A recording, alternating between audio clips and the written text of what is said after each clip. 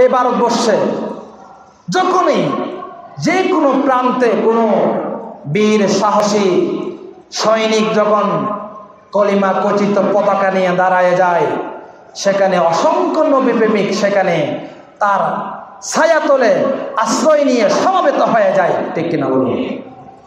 সেই হোক একজন নবীর সামান্যতম আশিক যদি কলিমার ঝান্ডা নিয়ে দাঁড়িয়ে যায়, সেখানে মুসলমানরা ছুটে যায়। কারণ এই হিন্দুস্তানের জন্য আমার রাসূল ভবিষ্যৎবাণী করে গিয়েছেন। জোরে বলুন সুবহানাল্লাহ।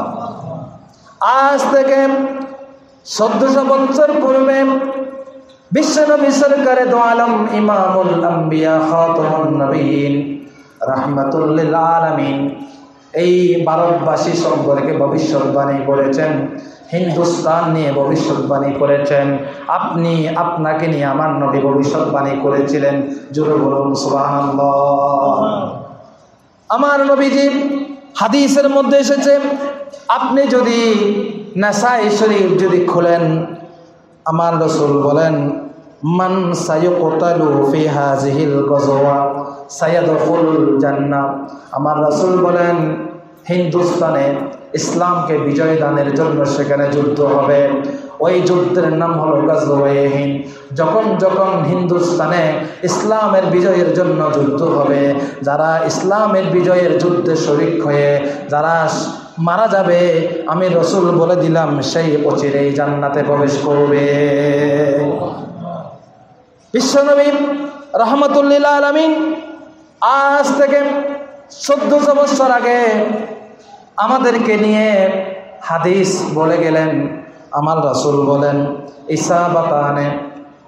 ইসাবাতানে দুটি দল মিন উম্মতি, আমার উম্মত থেকে আহরাজাহুমাল্লাহু মিনান নার, যেই দুই দলকে আল্লাহ রাব্বুল আলামিন জাহান্নামের আগুন থেকে হেফাজত করবেন। জোরে বলুন সুবহানাল্লাহ। আমার রাসূল বলেন ইসাবাতুন তাগজুল হিন্দা, একটা দল হলো যারা হিন্দুস্তানে এই ভারত উপমহাদেশে ইসলাম কায়েমের জন্য যুদ্ধ হবে। ওই যুদ্ধের মধ্যে যারা যারা শরীক হবে, আমি সকলের জন্য আল্লাহ কর্তৃক মুক্তির ঘোষণা দিয়ে যাচ্ছি। এই জন্য আপনি দেখবেন যে কোনো জায়গায় কোরআনের আওয়াজ হয়, সেখানে মানুষ পঙ্গ পালনের মতো ছুটে যায় এবং সকলের মুখে উচ্চারিত হয় শেখ সাদির রেখে দেওয়া সেই কবিতা বালাগাল উলা বিকামালিহি কাশাফাদ দুজা বিজামালিহি হাসুনাত জামিউ খিসালিহি সাল্লু আলাইহি ওয়া আলিহি। জোরে বলুন সুবহানাল্লাহ। আমার নবী বলেন আরেকটা দল হলো ইসাবাতুন ইয়াকুনু মা ঈসা ইবনে মারইয়াম আলাইহিমাস সালাতু ওয়াস সালাম। আরেকটা দল যখন হযরত ঈসা আলাইহিস সালাম পৃথিবীতে আগমন করবেন, যে সমস্ত আমার উম্মতেরা ঈসা আলাইহিমুস সালামের ডানে থেকে বামে থেকে আমার দ্বীনকে কায়েমের জন্য যুদ্ধ করবে, আল্লাহ রাব্বুল আলামিন তাদেরকে জাহান্নামের আগুন থেকে মুক্তি দেবে।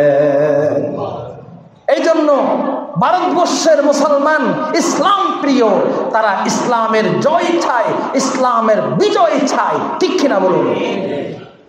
সুতরাং এদেশের মুসলমান ইসলামকে মহাব্বত করে, ইসলাম প্রিয়, কোনো সন্দেহ আছে?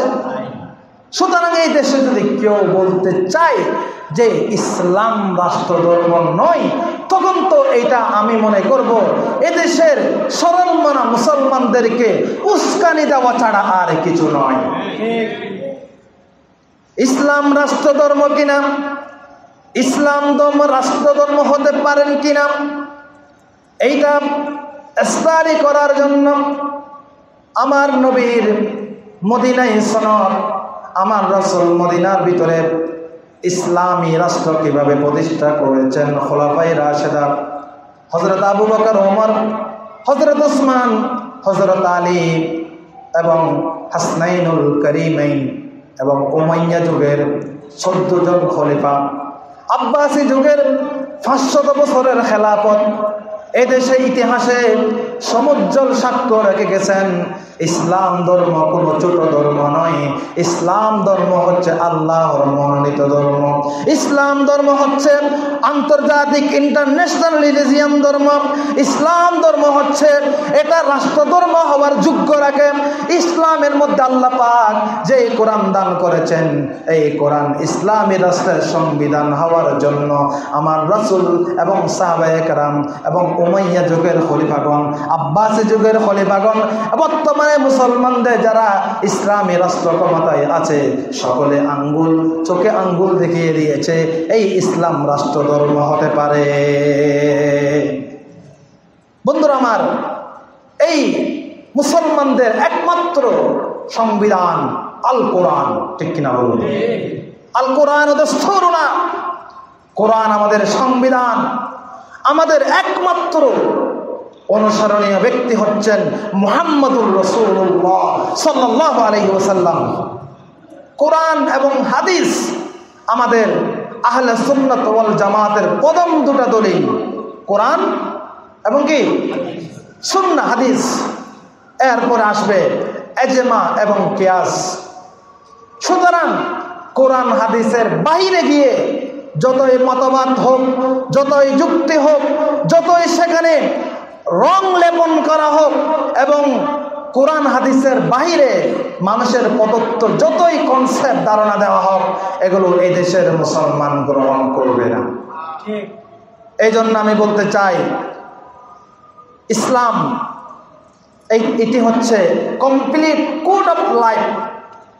ইসলামে সকল বিষয়ের সমাধান রয়েছে।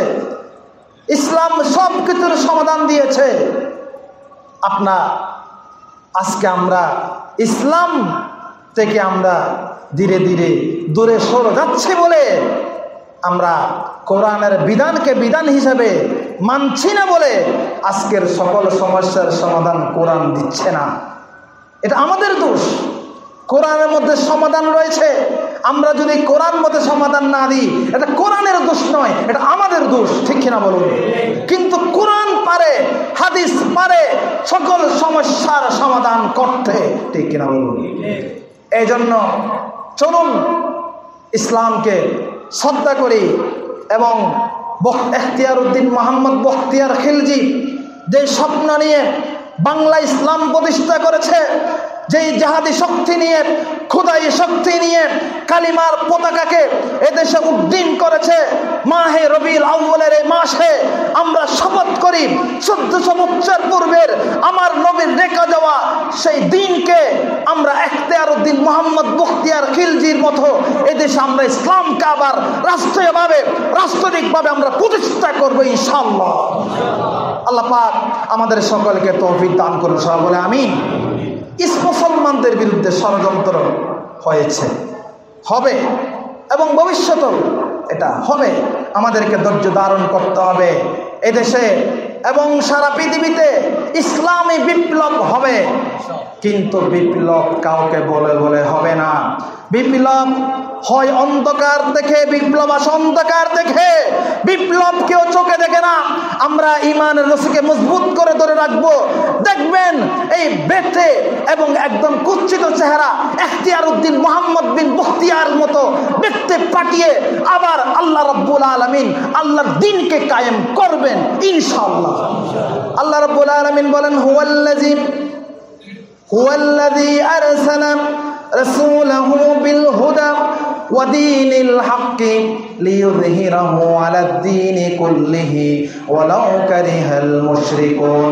আমার নবী হেদায়েত এবং সত্য ধর্ম নিয়ে পৃথিবীতে আগমন করেছেন, ইসলামের জান্ডাকে, ইসলাম ধর্মকে অন্য সকল ধর্মের উপর বিজয় দান করার জন্য। ওয়ালাউ কারিহাল মুশরিকুন, যদি মুশরিকরা সেটাকে অপছন্দ করে, তাদের যদি খারাপ লাগে, ইসলামের উত্থানকে যদি তাদের খারাপও লাগে, আল্লাহু মুতিম্মু নূরিহি, আল্লাহর ইসলামের নূরকে আল্লাহ পরিপূর্ণ করে দেবেন। জোরে বলুন সুবহানাল্লাহ। এই জন্য বিপ্লব আসবে অন্ধকার থেকে। কোত্থেকে কিভাবে বিজয় আসবে এটা আমরা কেউ দেখবো না, এটা জানে কে? আল্লাহ। সেই বিশ্বাস আমাদের আছে। আল্লাহ বলেন ওয়া আনতুমুল আলাউন ইন কুনতুম মুমিনিন, তোমরা মুমিন হয়ে থাকো আমি বিজয় দান করব। নাসরুম মিনাল্লাহি ওয়া ফাতহুন করিব ওয়া বাশশিরিল মুমিনিন। জোরে বলুন আল্লাহু আকবার। আল্লাহ পাক আমাদেরকে এই ঈমান নিয়ে মজবুত থাকার তৌফিক দান করুন এবং ইসলামের বিরুদ্ধে কোনো কথায় আমাদের ঈমান যেন দুর্বল না হয়, আমরা ঈমানের শক্তিতে বলিয়ান হব, রাসূলের প্রেম নিয়ে কোরআন হাদিস নিয়ে আমরা থাকবো। আল্লাহ পাক আমাদের সকলকে তৌফিক দান করুন।